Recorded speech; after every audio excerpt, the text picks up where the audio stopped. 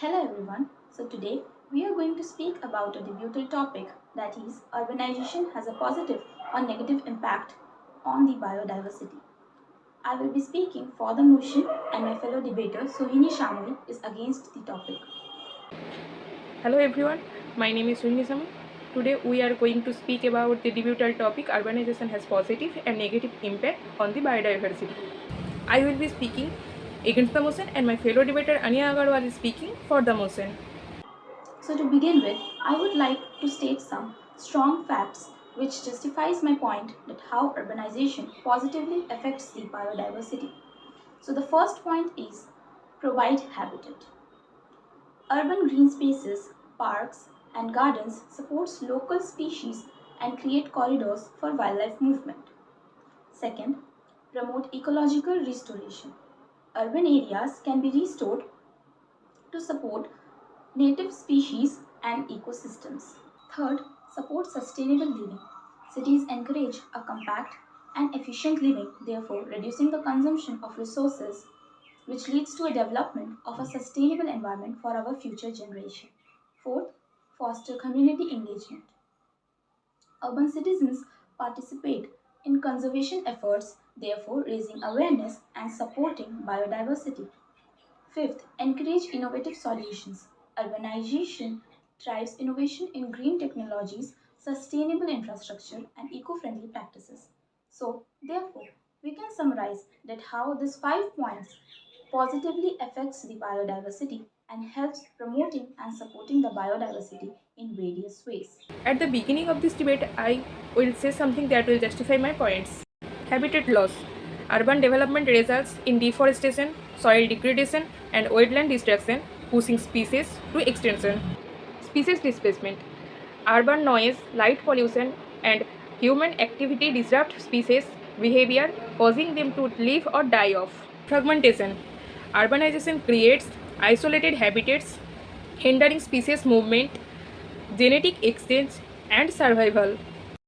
Invasive species. Urban areas introduce non-native species, outcompeting native species for resource and habitats. Climate change. Urban heats Iceland and increases energy consumption, exacerbate climate change, further threatening biodiversity. Now it's time for the cross questioning round, and I would like to ask a few questions to opponent.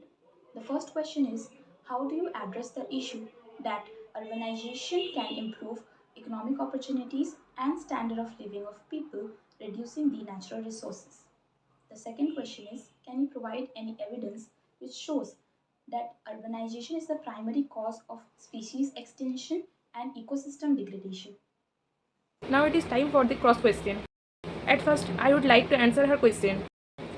She asked me, how do you address the issue that urbanization can provide economic opportunities and improved living standard, reducing pressure on natural resources? Urbanization can increase resource consumption, environmental degradation, and inequality, potentially worsening living standard and environmental impacts and despite economic opportunity. And also she asked me, can you provide empirical evidence that urbanization is the primary cause of species extinction and ecosystem degradation? And my answer is, the research indicated that urban sprawl directly affects 25% of species listed as threatened by the International Union for Conservation of Nature, with habitat fragmentation being a key factor of this decline. And for counter argument, my first statement is, urbanization leads to increased resource consumption and pollution. And my second question is, urbanization displaces rural communities and traditional livelihood. Now, I would like to answer a few counter arguments by my opponent. So the first one is urbanization leads to increased resource consumption and pollution. I would like to answer it by saying urbanization helps to reduce resource consumption and promote eco-friendly practices too.